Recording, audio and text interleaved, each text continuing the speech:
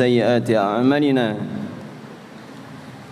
من يهده الله فلا مضل له ومن يضلله فلا هادي له أشهد أن لا إله إلا الله وحده لا شريك له وأشهد أن محمدا عبده ورسوله لا نبي بعده قال الله تعالى في القرآن الكريم يا أيها الذين آمنوا اتقوا الله حق تقاته ولا تموتن إلا وأنتم مسلمون يا أيها الناس اتقوا ربكم الذي خلقكم من نفس واحدة وخلق منها زوجها وبث منهما رجالا كثيرا ونساء واتقوا الله الذي تساءلون به والأرحام إن الله كان عليكم رقيبا يا أيها الذين آمنوا اتقوا الله وقولوا قولا سديدا يصلح لكم أعمالكم ويغفر لكم ذنوبكم ومن يطع الله ورسوله فقد فاز فوزا عظيما أما بعد فإن أصدق الحديث كتاب الله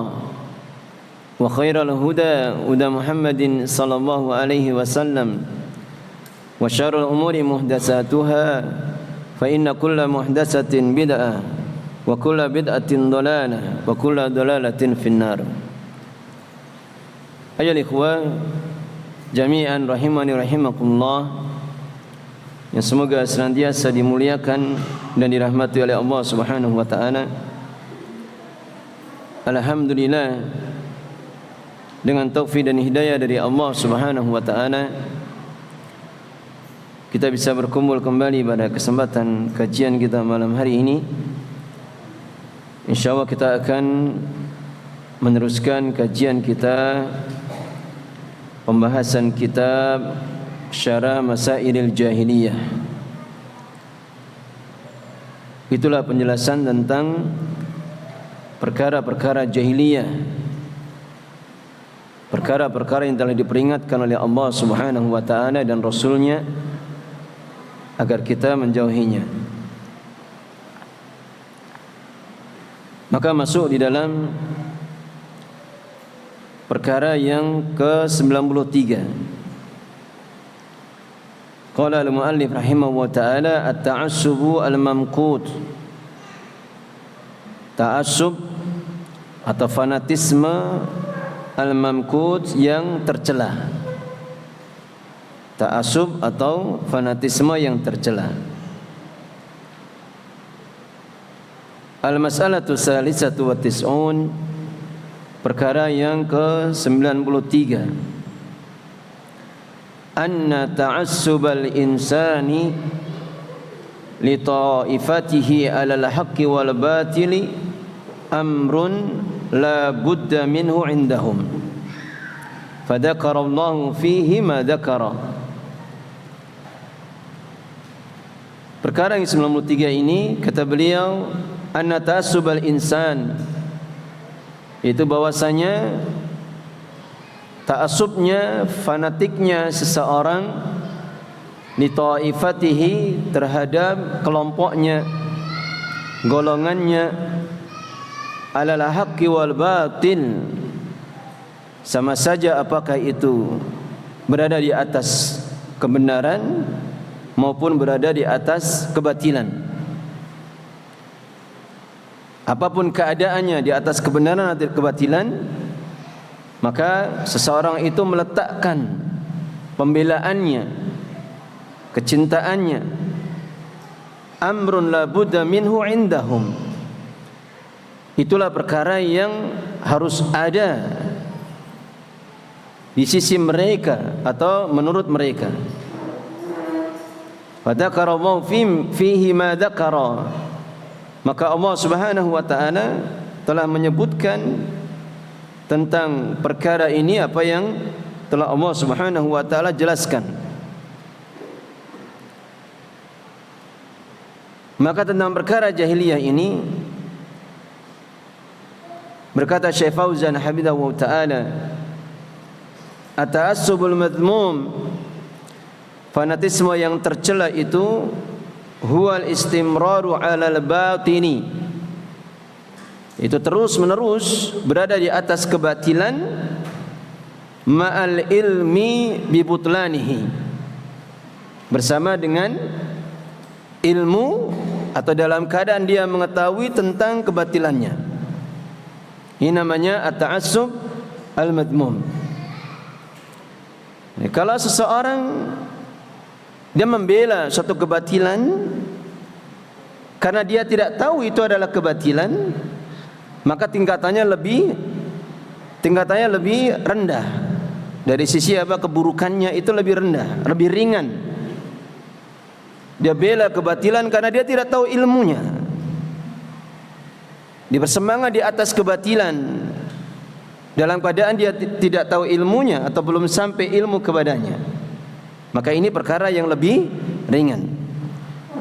Adapun apa yang diperingatkan oleh beliau hafizahullah ta'ala, keadaan orang-orang yang muta'assib al-madhmum, orang-orang yang fanatik, yang tercela, itulah orang-orang yang terus-menerus berada di atas kebatilan setelah datangnya kepada mereka bayan atau penjelasan ilmu tentang kebatilan itu. Maka seperti ini perkara yang tercela. Takabburan, baik karena apa? Takabbur. Jadi takabbur itu sebagaimana disebutkan di dalam hadisnya, Rasulullah SAW pernah ditanya, ya Rasulullah, bagaimana keadaan seseorang itu yang bajunya bagus, sandalnya bagus, apakah hal ini dibolehkan?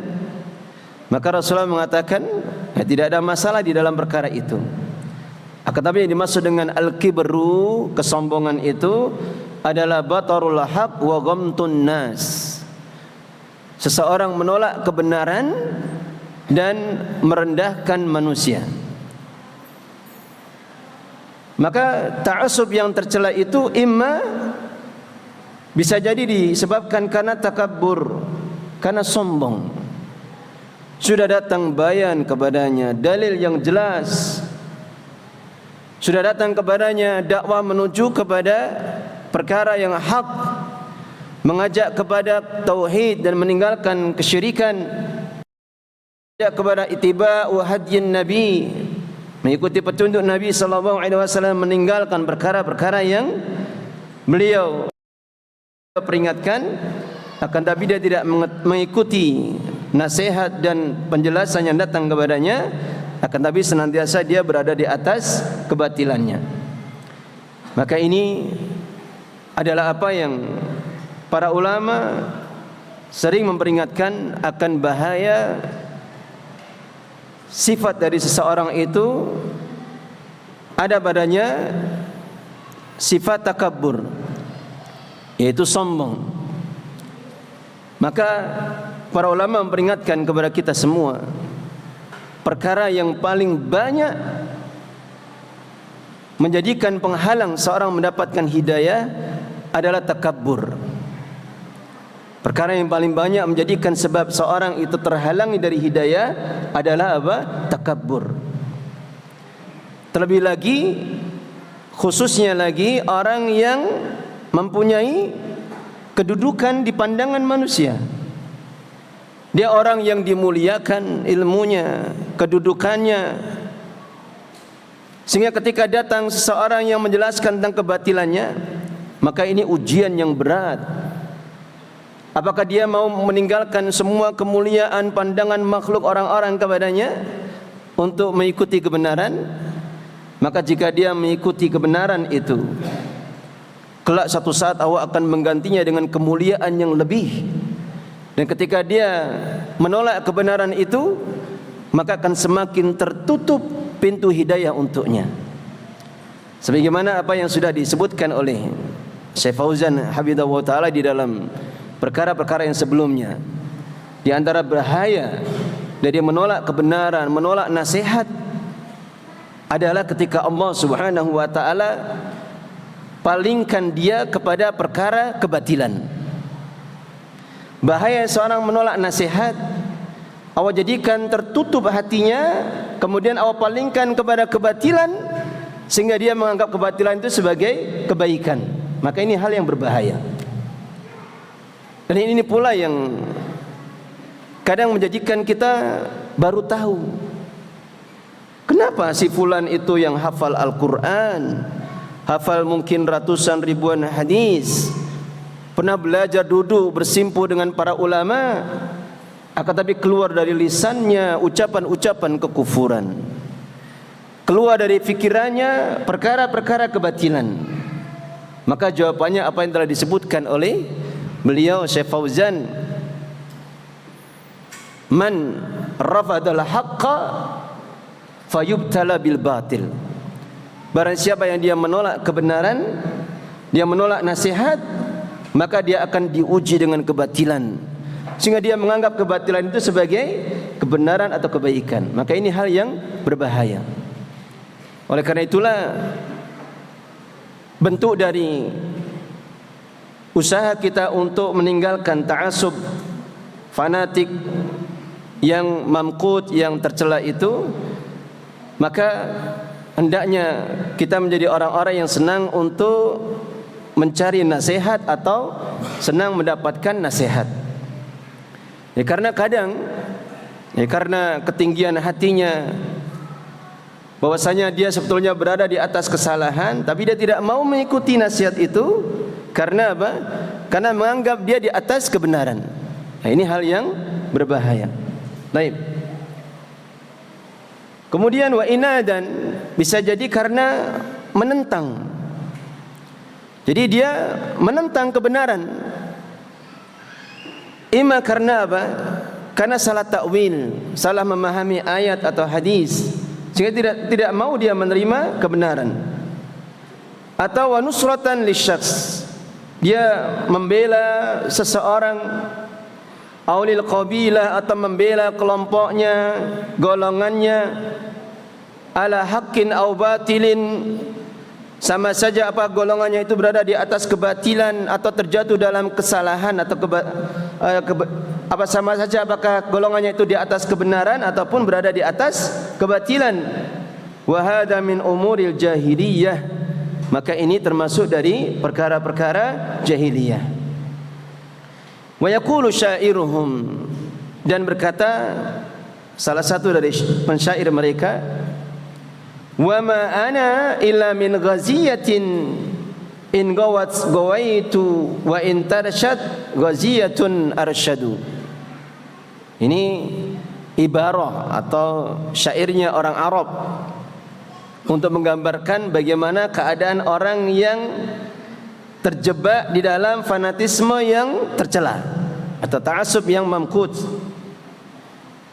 yaitu artinya wa ma ana illa min ghaziyah, tidaklah aku kecuali termasuk dari suatu kelompok, satu kabilah.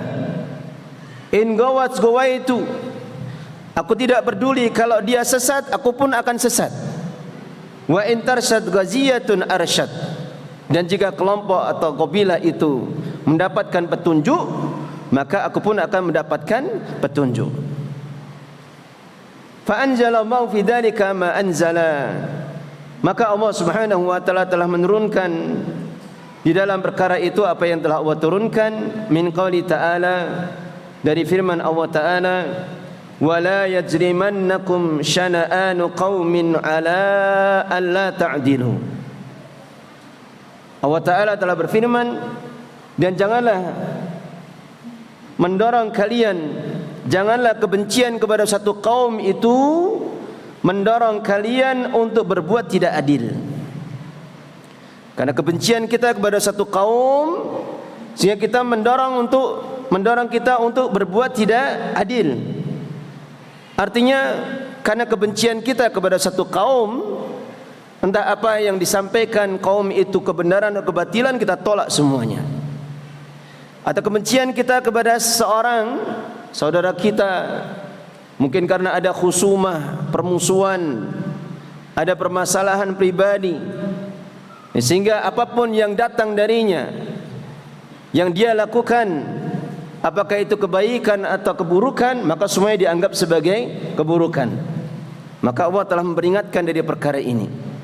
Janganlah kebencian kepada satu kaum mendorong kalian untuk berbuat tidak adil. La yahmilukum bughdu qaumin.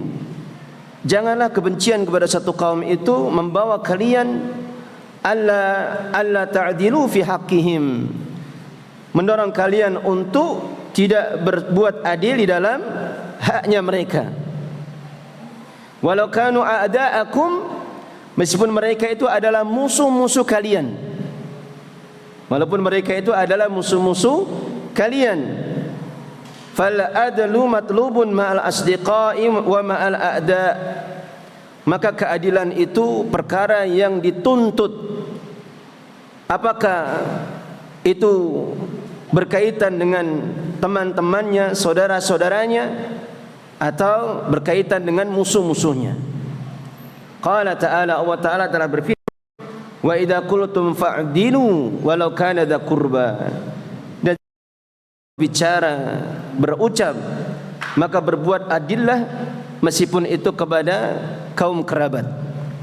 Artinya kalau kaum kerabatnya itu adalah orang-orang yang berada di atas kebatilan, kesalahan, maka dia juga harus menetapkan kesalahannya, mengakui kesalahannya. Termasuk di dalam masalah khusumah, permusuhan, sebagaimana apa yang akan disebutkan ayatnya setelahnya. Kemudian beliau mengatakan, fala tahmilukal qarabatu ala annaka tahifu ma'a qaribik. Maka janganlah kekerabatan, persaudaraan itu membawa engkau untuk berbuat condong membela kerabatmu itu. Bal idza kana mukhtian, bahkan seandainya jika dia itu orang yang keliru, tughayyiru khata'ahu, yang engkau mampu untuk merubah kekeliruannya, wala tutabi'uhu alaihi bal tansahuhu, maka janganlah engkau itu malah mengikutinya, membenarkannya. Bahkan hendaknya engkau atau seharusnya engkau itu berusaha untuk menasihatinya. Wa idza qultum fa'dilu walau kana dza qurba. Dan jika kalian itu berbicara, maka berbuat adillah meskipun dia adalah orang yang terdekat, dia adalah kaum kerabat. Wa qala ta'ala, dan Allah Ta'ala telah berfirman, ya ayyuhalladzina amanu kunu qawwamina lillahi syuhada'a bil qist. Wahai orang-orang yang beriman, jadilah kalian para penegak keadilan karena Allah Subhanahu wa ta'ala, ketika engkau menjadi para saksi-saksi untuk menegakkan keadilan. Atau di dalam ayat yang lain disebutkan setelahnya, wa qala ta'ala, ya ayyuhalladzina amanu kunu qawwamina bil qisti syuhada'a lillah. Wahai orang-orang yang beriman, jadilah kalian para penegak keadilan karena Allah, semuanya dalam rangka menegakkan agama Allah, membela agamanya. Ketika kalian menjadi para saksi untuk menegakkan keadilan, walau ala anfusikum, meskipun itu kepada diri kalian. Ala di situ maknanya apa? Meskipun kalian itu harus menegakkan keadilan itu dan merugikan diri kalian. Awil walidain, atau merugikan kedua orang tua, wal aqrabin, dan kaum kerabat. Jadi kata harfu jar ala di situ ada maknanya. Iyakun ghaniyan aw fakiran.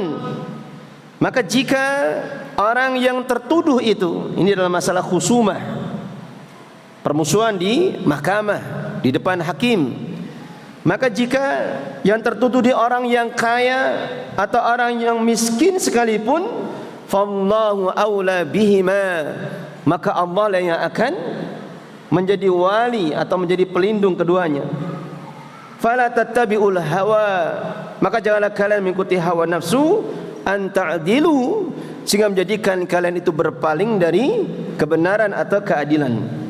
Fa in talmu aw tu'ridu, maka jika kalian itu membuat ucapan, talmu dari kata wala, membuat-buat ucapan, memutarbalikkan fakta, tu'ridu, atau kalian berpaling dari keadilan atau kebenaran, fa innallaha kana bima ta'maluna khabira, maka sesungguhnya Allah itu Maha melihat, Maha mengetahui apa yang kalian lakukan.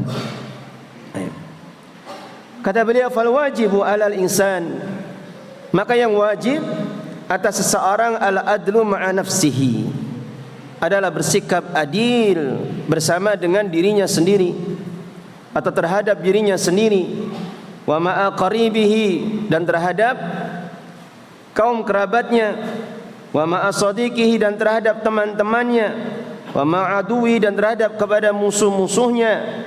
La tahmiluhu adawatu ahadin ayadlimahu, maka janganlah permusuhan kepada seseorang itu membawamu atau mendorongmu untuk berbuat kedaliman kepadanya. Dan ini hal yang merupakan ujian yang berat. Kadang karena kebencian, kedengkian di dalam hati kita, kadang kebaikan yang dilakukan saudara kita yang kita benci itu kita tidak pandang, tapi hanya keburukan saja yang nampak, yang diungkit-ungkit. Au yajuru alaihi, atau berbuat keburukan kepadanya. Hada huwa sya'nul muslim, ini adalah keadaan seorang muslim. Wala yahmilu hubbu ahadin ayyahifa ma'ahu, dan juga janganlah kecintaan kepada seseorang itu menjadikan seseorang itu cenderung untuk membelanya. Jangan karena kita senang kepada fulan, tetapi dia salah kita bela. Kita tidak tunjukkan kesalahannya, kita tidak dudukkan permasalahannya. Maka semuanya harus tegakkan di atas keadilan. Sebagaimana al-adlu, keadilan itu termasuk dari sifat Allah Subhanahu wa taala. Maka ketika Allah Subhanahu wa taala menafikan sifat kezaliman pada dirinya, maka tertetapkan sifat keadilan pada diri Allah Subhanahu wa taala. Wala yadlimu rabbuka ahada, Rabbmu tidak akan pernah mendolimi seorang pun. Innallaha la yadlimu lin-nasi syai'a, sesungguhnya Allah tidak akan pernah mendolimi manusia sedikit pun. Maka ketika Allah menafikan sifat kezaliman pada dirinya, kita tetapkan sifat keadilan pada diri Allah Subhanahu wa taala. Sebagaimana apa yang disebutkan di dalam ayat-ayatnya, wa tammat kalimatu rabbika sidqa wa adla, dan sungguh telah sempurna kalimat-kalimat Rabbmu itu sidqa, kalimat yang benar, wa adla, dan kalimat yang adil. Semua hukum Allah, ketentuan Allah, bagaimana Allah mengadili semua hamba-hambanya, sebagaimana juga Allah menetapkan semua perkara di dalam kehidupan kita, bagaimana Allah membagi rezeki bagi hamba-hambanya, bagaimana Allah menimpakan musibah ujian kepada seorang hamba, dan Allah berikan kenikmatan kepada yang lainnya. Maka semuanya itu Allah lakukan di atas dua kaidah yang besar, yaitu apa? Sifat keadilan dan rahmat. Kapan Allah memberikan kebaikan, maka Allah bangun perbuatannya di atas rahmatnya. Semua kenikmatan yang Allah berikan kepada kita itu ada asar, pengaruh dari rahmat kasih sayang Allah Subhanahu wa taala.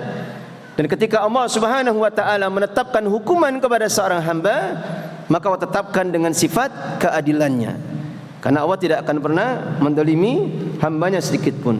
Baik.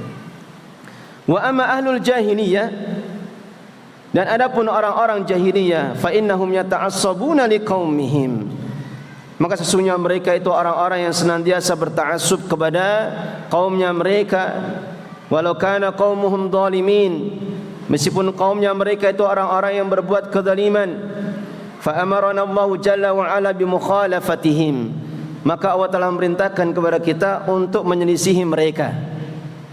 Wa an naqula al-haqqa walau ala anfusina, maka kita hendaknya mengucapkan kebenaran meskipun ucapan kebenaran itu akan merugikan diri kita. Wa ala aqaribina, dan merugikan kaum kerabat kita, wala asdiqaina dan teman-teman kita, wala a'daina atau juga kepada musuh-musuh kita. Wa qala sallallahu alaihi wasallam, unsur akhaka zaliman aw madluman. Kata Nabi sallallahu alaihi wasallam, tolonglah saudaramu baik dalam keadaan berbuat kezaliman atau dizalimi. Nah, perhatikan ucapan Nabi di sini, unsur akhaka zaliman wa madluman. Tolonglah saudaramu dalam keadaan berbuat kezaliman atau dizalimi. Kita pun kalau mendengar ucapan beliau seperti ini, seandainya tidak atau belum mendapatkan penjelasan di ucapan Nabi setelahnya, tentunya akan bertanya-tanya. Sebagaimana apa yang ditanyakan oleh para sahabat di sini. Qalu ya Rasulullah, wahai Rasulullah, nansuruhu idza kana madluman. Kita ini biasa menolong seseorang dalam keadaan dizalimi. Ini hal yang memang seyogianya dilakukan. Fa kaifa nansuruhu idza kana zaliman? Maka bagaimana kita akan menolong seseorang ketika dia melakukan kezaliman? Dia berbuat kezaliman malah kita tolong. Maka bukan maknanya kita membantu kezalimannya. Akan Nabi Rasulullah SAW mengatakan, tamna'uhu anidzulmi fadhalika nasarahu. Engkau halangi dia dari perbuatan kezalimannya, maka itulah bentuk dari pertolongan kepadanya. Artinya kalau ada orang yang hendak berbuat kezaliman, kita nasihati dia, kita ingatkan akan dosa-dosa yang akan diakibatkan dari perbuatan kezaliman itu. Demikian juga kalau kita punya kekuasaan, kita bisa menggunakan kekuasaan untuk menghalanginya. Maka ini bentuk dari pertolongan terhadap orang yang berbuat kezaliman. Dan ini berlaku secara umum. Artinya kembali kepada apa yang telah beliau jelaskan di pembahasan awal, maka ini berlaku kepada siapa saja, baik kepada saudara kita siapa saja. Jangan pernah kita membantu kezaliman saudara kita. Ini termasuk membantu perbuatan dosanya. Ini karena ada kaidah fikih yang dijelaskan oleh para ulama bahwasanya apa? Al-mutasabbib bimanzilatil musabbib. Orang yang menjadikan sebab terjadinya suatu kemungkaran atau dosa, maka dia punya kedudukan yang sama dengan orang yang melakukan dosa itu. Jadi kalau kita membantu orang yang berbuat kezaliman, maka kita akan mendapatkan dosa yang sama. Meskipun itu hal-hal yang mungkin dianggap sederhana. Misal, ya kalau dulu ketika mungkin masa jahilnya kita, ada teman datang pinjam motor. Buat apa? Saya mau buat untuk ngapeli si fulana. Boleh tidak kita meminjamkan motor kita? Tidak boleh. Kalau kita meminjamkan berarti apa? Kita terjatuh ke dalam perbuatan dosa juga, karena membantu dia untuk berbuat dosa. Sama halnya di dalam hal-hal yang lain, apa yang biasanya terjadi di dalam kehidupan kita, ya kalau memang itu perkara kemungkaran, kapan kita punya kemampuan untuk menolaknya, maka tidak boleh seseorang itu menjadi sebab terjadinya suatu kemungkaran. Kecuali dalam keadaan tertentu kita tidak mampu menolak. Ima ada kekuasaan yang harus menjadikan kita melakukan itu, atau kita menjaga satu kemungkaran lebih besar lagi, keburukannya akan muncul lebih besar lagi, maka seperti ini dalam keadaan darurat baru dibolehkan. Baik.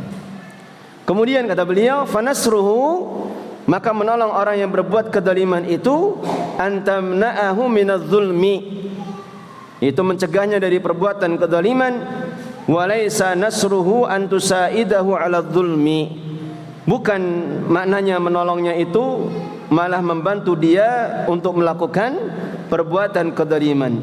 Fahada khudlanun lahu, maka ini justru apa? Khudlan. Khudlan itu artinya menjerumuskan atau membiarkan dia melakukan perbuatan kezaliman. Baik. Termasuk dari apa yang banyak menjadi ujian bagi kaum muslimin, ini terutama dalam perkara agama.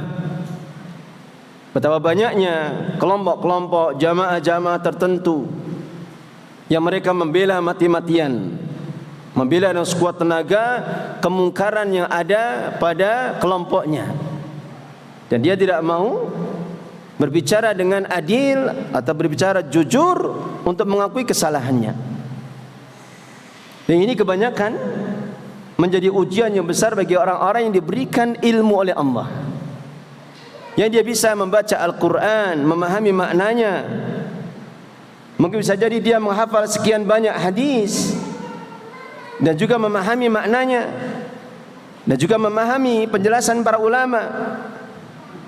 Maka ini ujian bagi mereka. Ya, kalau orang-orang yang jahil, orang-orang awam secara umum, ya mungkin kebanyakan mereka tidak mampu memahami dalil. Tapi kalau orang yang diberikan ilmu, sudah pernah belajar ilmu agama, perkara-perkara yang dibutuhkan untuk memahami ilmu agama, kemudian dia biarkan, bahkan dia bela kebatilan itu, maka ini dosanya lebih besar di sisi Allah Subhanahu wa taala. Seperti ini dosanya lebih besar di sisi Allah Subhanahu wa taala. Dalam keadaan sungguh banyak para sahabat yang telah memperingatkan kepada kita, termasuk para ulama-ulama kita, dari ulama-ulama yang 4 dari imam-imam mazhab. Maka tidak ada dikenal dari ucapan mereka itu memerintahkan kepada murid-muridnya untuk berta'assub dengan mazhab beliau atau dengan pendapat beliau. Maka tidak pernah dikenal ucapan ini keluar dari lisan-lisan mereka. Mereka adalah orang-orang yang takut ucapan mereka, amal mereka menyelisih petunjuk Nabi sallallahu alaihi wasallam.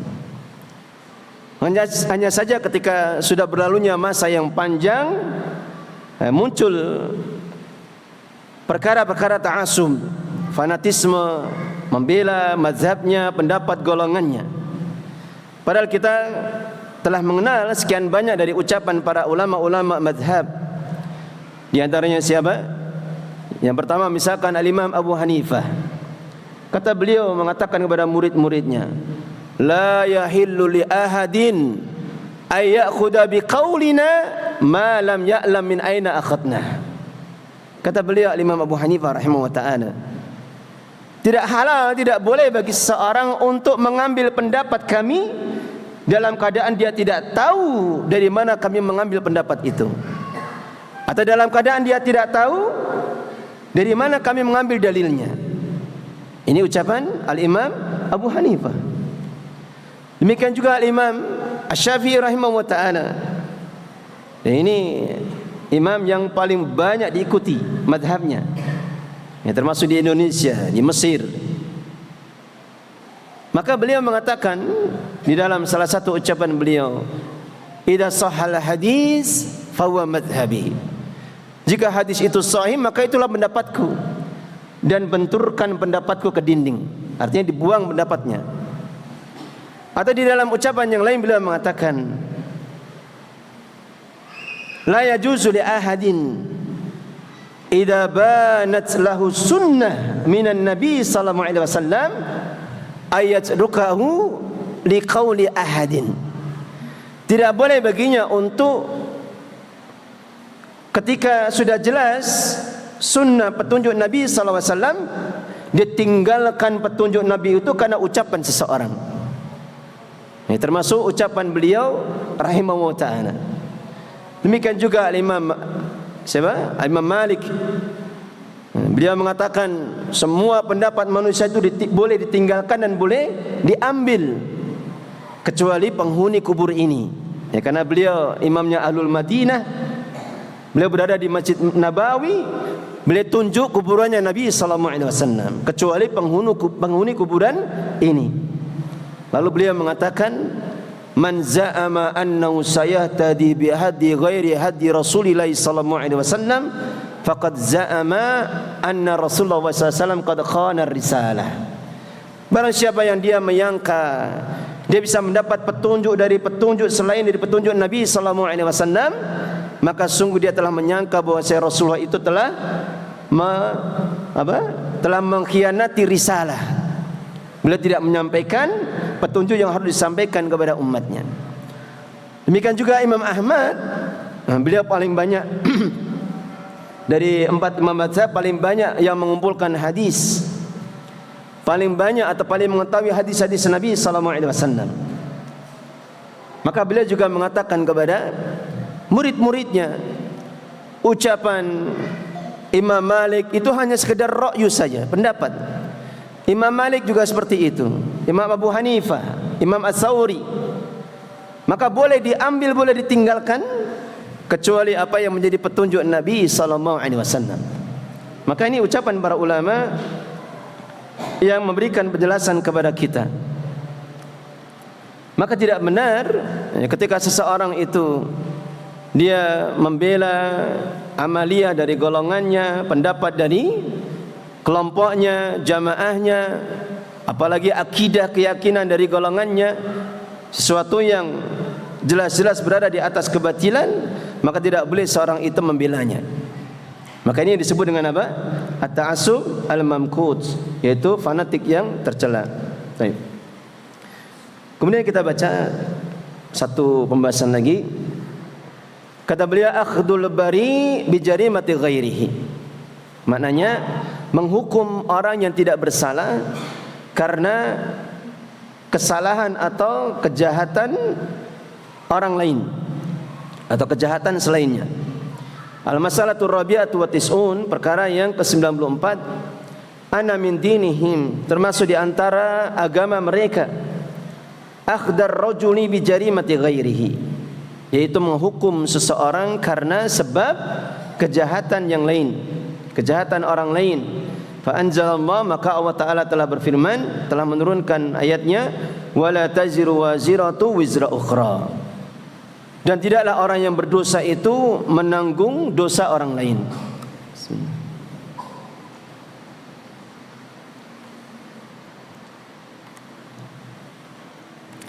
Kata beliau hafidhahu ta'ala, min masailil jahiliyah, termasuk dari perkara-perkara jahiliyah, annahum ya'khuduna ar-rajula ay yu'aqibunahu bisababi jurmi ghairihi bi dhammi jim, jimnya di dhammah, bahwasanya mereka itu menghukum seseorang dengan sebab kesalahan atau kejahatan orang lain. Maka Allah telah menurunkan ayatnya, wala taziru waziratu wizra ukhra, dan orang yang bersalah itu tidak bisa menanggung kesalahan orang lain, dosa orang lain.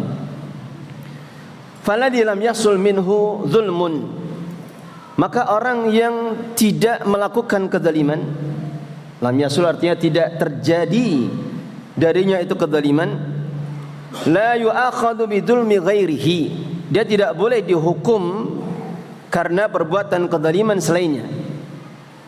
Hatta walau kana qaribahu, meskipun dia itu adalah kerabatnya sendiri. Jadi karena sama-sama saudara, maka dua-duanya dihukum, atau yang bersalah tidak dihukum, malah kerabatnya yang dihukum. Ibnu ammihi, atau anak pamannya, aw walidahu, atau orang tuanya, aw waladahu, atau anaknya.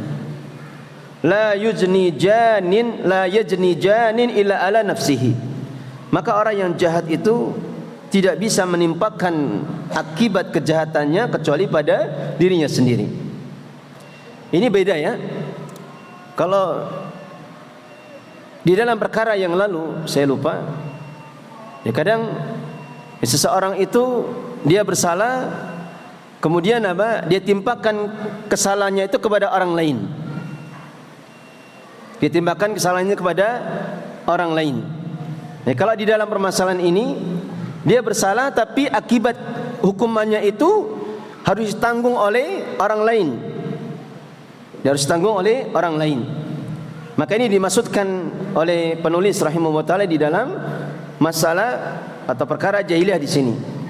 Wala yukhadul bari'u, maka tidak boleh dihukum orang yang tidak bersalah. Bari itu artinya orang yang berlepas diri, bijarimatil mu'tadi, diakibatkan karena kejahatan orang yang zalim, berbuat kesalahan. Mu'tadi itu orang yang berbuat kezaliman. Orang yang berbuat apa? I'tida, itu perbuatan yang melampaui batasannya. Fa idza ukhida ghairul mu'tadi, maka jika dihukum selain dari orang yang berbuat kesalahan bi udwanil mu'tadi, disebabkan karena perbuatan kezaliman atau permusuhan orang yang berbuat kesalahan, fahada dzulmun wa jurun, maka ini adalah kezaliman dan keburukan la yukirruhul Islam, yang Islam tidak pernah menetapkannya. Wal ana fi ba'dil bawadi, dan sekarang ini di sebagian tempat, idza hasala i'tida'un min syakhsin min qabilatin, jika terjadi suatu kezaliman dari seseorang atau dari satu kabilah, wa kana hadza syakhsu la wazna lah, kemudian dikatakan orang ini itu dia tidak punya kedudukan, tidak punya apa? Tidak punya derajat, la yaqtasuna minhu, maka mereka tidak menuntut keadilan atau balasan itu darinya. Wa inna ma yaqtuluna aw yantakimuna min ghairihi, akan tapi apa? Mereka malah membalas atau apa? Mereka meminta keadilan dari kezaliman itu min ghairihi, dari selainnya, minal qabilati mimman huwa asrabu minhu wa a'azzu minhu, dari kabilah yang termasuk orang-orang yang lebih mulia dan lebih tinggi derajatnya darinya.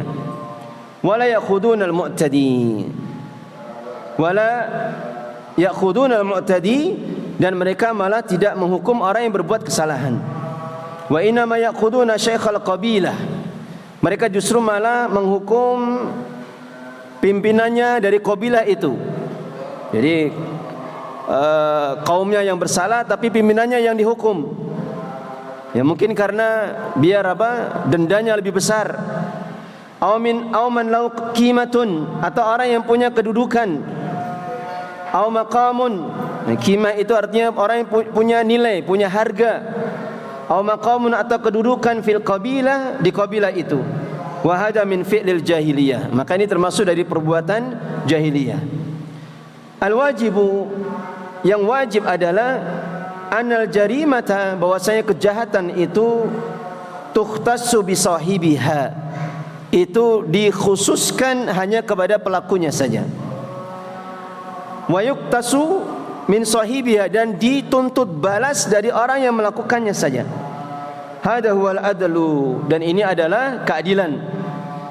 Allah Ta'ala telah berfirman, faman i'tada 'alaikum fa'tadu 'alaihi bimisli ma i'tada 'alaikum, maka barang siapa yang berbuat kezaliman kepada kalian, maka balaslah kezaliman itu kepadanya dengan pembalasan yang semisal atau sebanding dengan apa yang telah dia lakukan kezaliman kepada kalian.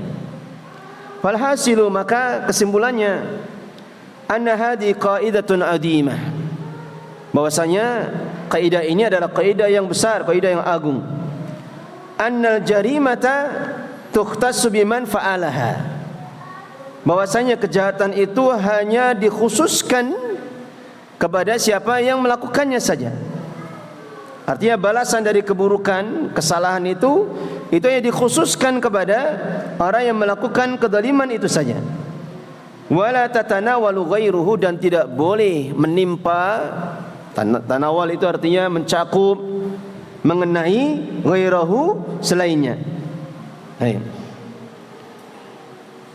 Kemudian beliau menyebutkan satu iskal. Fa in qulta, maka jika engkau bertanya, yuraddu ala hada, dibantah terhadap kaidah ini, anna Allah ja'ala diyatal khata' 'alal aqilati, bahwasanya Allah menjadikan dia, apa dia? Tebusan orang yang membunuh karena kesalahan atau tidak sengaja. Dia membunuh tidak sengaja, 'alal aqilati, itu diahnya ditanggung pula kepada sanak kerabatnya yang menjadi ahli warisnya. Jadi akilah itu artinya kerabatnya yang menjadi ahli waris dari dirinya. Nah, sebagaimana ini sudah berlalu di dalam pembahasan fikih di Umdatul Fikih tentang pembahasan dia. Walam yaj'alha ala qatili, dan Allah tidak menjadikan tebusan itu hanya kepada orang yang membunuh saja. Alaysa hadza fi tahmilun li ghairil mudhnibi bidzanbi ghairihi? Bukankah ini maknanya adalah membebankan kepada orang yang tidak berbuat dosa disebabkan karena perbuatan dosa yang lain? Naqul, maka kita katakan, kata beliau, la hada minal adli wa ta'awun. Ini termasuk dari bentuk keadilan dan saling tolong menolong. Kenapa? Karena yang membunuh tadi kan karena apa? Kesalahan, bukan karena kesengajaan membunuh karena dia ingin berbuat kedoliman, bukan. Semisal banyak yang mungkin terjadi. Misal dia berburu di hutan, dia hendak menembak mangsanya, buruannya, qadarullah, malah terkena orang yang lewat sehingga orang itu meninggal. Ini namanya apa? Membunuh karena khata', karena tidak sengaja. Atau misalkan dia buat lubang, buat sumur, tapi dia tidak jaga itu. Dia tinggal istirahat, mungkin sholat atau makan, dia tidak jaga. Tiba-tiba ada anak kecil main di situ, terjatuh dan meninggal. Atau seandainya tidak meninggal maka bisa terluka. Maka seperti ini dikatakan membunuh karena tidak sengaja. Maka kata beliau, ini bentuk keadilan dan tolong menolong. Lamma kana al-qatil khata'an ghaira muta'addin. Tatkala orang yang membunuh itu karena tidak sengaja dan bukan karena disengaja. Nasaba dzalika an tahmila anhu asabatahu. Maka hal seperti ini sesuai, hal seperti itu sesuai atau hal yang dikatakan bentuk keadilan ketika bebannya itu dibebankan pula kepada asobahnya. Apa asobah? Asobah itu ahli waris dari kalangan laki-laki. Ini namanya apa? Asobah. Asobah ahli waris dari kalangan laki-laki yang mengambil sisa setelah dibagi menurut faraidnya, pembagiannya. Baik. Kama annahum yarisuna malahu law mata.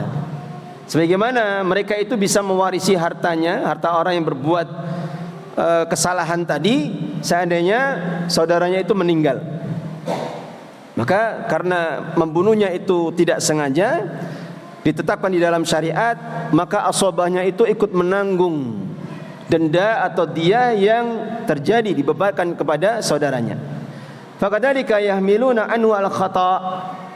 Maka demikian juga mereka menanggung kesalahan darinya alladzi waqa'a fihi min ghairi qasdin, yang terjadi padanya tanpa disengaja.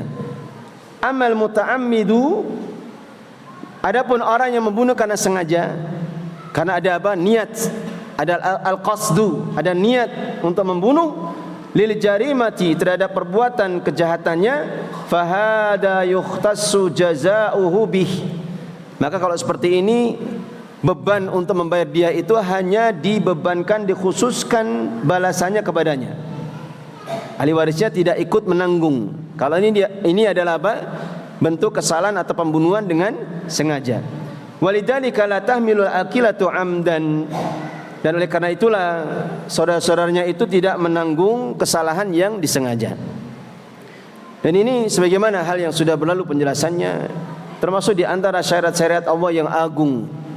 Dan tidak ada satu syariat pun yang Allah turunkan kecuali ada padanya hikmah, kebaikan, keberkahan yang banyak. Nah, sebagaimana keadaan di negeri-negeri yang menegakkan aturan Allah seperti ini, orang yang dirugikan dia akan mendapatkan imbalannya, tebusannya. Ya, karena tebusan orang yang membunuh kan hal yang jumlahnya itu besar sekali. Yaitu berapa diatnya? 100 ekor onta. Diatnya itu 100 ekor onta. Jadi kalau orang dibunuh karena tidak sengaja, keluarganya sedih, mungkin bisa berhari-hari, berpekan-pekan, berbulan-bulan, maka bisa terobati paling tidak dengan apa? Dengan bantuan harta yang datang kepadanya. Ya kalau 100 ekor onta, satu ontanya katakanlah 30 juta lah. Ya, karena onta lebih mahal daripada sapi. Kalau 100 berarti berapa jumlahnya? 3 miliar. 3 miliar kalau uang sekarang kan besar sekali. Ya, kadang kita dengar kabar pemerintah Indonesia kadang melakukan tebusan kepada orang Saudi yang diduga dibunuh oleh seorang TKI atau TKW. Kadang kita baca pemerintah membayar sekitar 2, sekian miliar. Ini kadang terjadi. Ya, kadang terjadi. Ya kalau ahli warisnya membebaskan, maka itu hal yang mudah, hal yang meringankan. Jadi kalau ahli warisnya mengatakan ya sudah, ini kesalahan anak saya sendiri, sudah tidak perlu tebusan, maka ini adalah bentuk ihsan, perbuatan kebaikan yang mendatangkan pahala. Beda keadaannya dengan orang-orang yang ada di negeri-negeri yang tidak menerapkan aturan Allah. Sudah dibunuh, keluarganya sedih, apalagi pembunuhan yang disengaja, apalagi direncanakan. Ya kalau direncanakan biasanya hukumannya memang mati, paling tidak seumur hidup. Tapi kadang ada hukuman-hukuman yang menyedihkan, kejadian-kejadian yang menyedihkan, hukumannya cuma 10 tahun. Kadang masih dipotong remisi lagi karena kelakuan baik setiap bulan Agustus. Setelah itu keluar, dia cuma dapat santunan mungkin 1 juta, 2 juta atau lebih dari itu. Ringan sekali nyawa seseorang, tapi di dalam agama ini nyawa begitu dihargai. Baik. Saya baca sedikit satu perkara setelahnya. Taghyiru rajul binaqsin fi ghairihi. Celaan seseorang dengan kekurangan atau aib yang ada pada orang lain.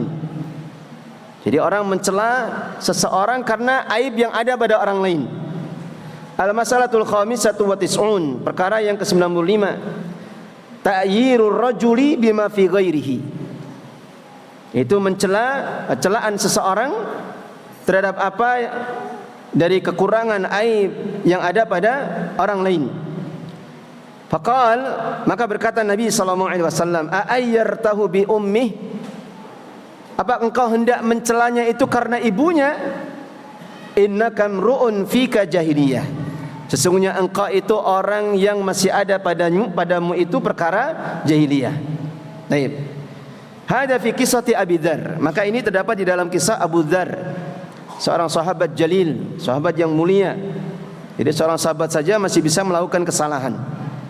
Radhiyallahu an, lama qala fi wahidin, tatkala beliau berkata kepada seseorang min afadili sahabah, termasuk di antara sahabat-sahabat yang utama, minas sabiqinal awwalin, dari orang-orang yang awal pertama kali masuk Islam, ilal Islam, qala lahu, maka sahabat Abu Dzar ini mengatakan kepada saudaranya, ya ibnas sauda, wahai anaknya budak hitam.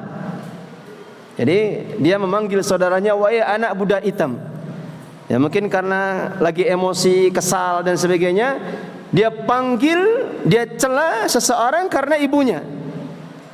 Li'anna ummu sauda, dikarenakan ibunya itu warna kulitnya itu hitam. Qala lahu, maka berkata Nabi SAW kepadanya, a'ayyartau bi ummi, apakah engkau mencelanya itu karena ibunya? Innaka mru'un fika jahiliyah, sesungguhnya engkau adalah seorang yang masih ada padamu itu perkara jahiliyah. Nah, ini hati-hati. Ya kadang ada anak-anak muda, ya, dia cela seseorang bawa-bawa bapaknya, dia bawa-bawa ibunya. Maka hati-hati. Nah, karena masuk nanti di dalam larangan apa? La'anallahu man sabba walidayhi. Allah melaknat orang yang mencela kedua orang tuanya. Maka sahabat yang mendengar ini bertanya, bagaimana ada seorang yang berani mencela kedua orang tuanya? Maka kata Nabi SAW, di antara perkara yang bisa masuk di dalam ancaman dari laknat di sini, yaitu ketika apa? Idza sabba ahadun umma akhihi, jika ada seorang yang mencela ibunya saudaranya, kemudian saudaranya itu membalas mencela ibunya, maka ini sama saja dia telah mencela ibunya. Dia telah mencela ibunya. Jadi jangan sampai karena kita mencela orang tua orang lain, lalu orang lain itu malah mencela ibu kita atau bapak kita, maka kita menjadi sebab terjadinya celaan itu, maka kita mendapatkan laknat dari Allah Subhanahu wa taala. Fatayuru syakhsi bi syai'in laisa fihi, maka mencela seseorang dengan sesuatu yang tidak ada padanya, wa innama huwa fi ghairihi, dan hanyalah celaan itu atau aib kekurangan itu ada pada selainnya, au bidana ati nasabihi, atau karena rendahnya nasab keturunannya, huwa min umuril jahiliyah, maka ini termasuk di antara perkara-perkara jahiliyah.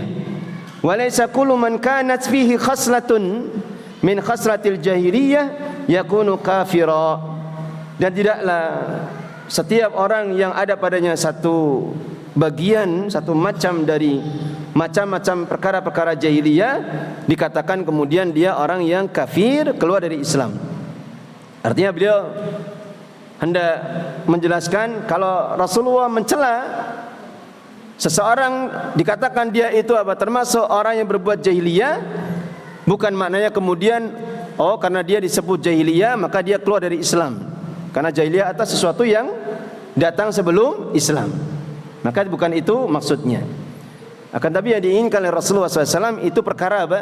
Perkara kekufuran. Dan kufur itu bisa ada dua, bisa kufur akbar, bisa mengeluarkan dari agama Islam. Yang kedua bisa kufur asghar.